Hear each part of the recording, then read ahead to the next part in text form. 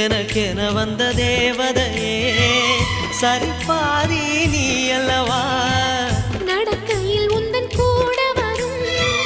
நிழல் போலே நான் அல்லவா கண்ணன் கொண்ட ராதையர ராமன் கொண்ட சீதையர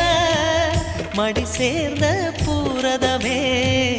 மனதில் வீசும் மாருதமே நன்றி சொல்ல உனக்கு வார்த்தை இல்லை எனக்கு நான் தான் மயங்குறேன் என்னுடைய மனச தந்துவிட்ட பிறகும் ஏம்மா கலங்குற நெடுங்காலம் நாம் பொறிச்ச தவத்தாலே நீ கிடைச்ச திருக்கோயில்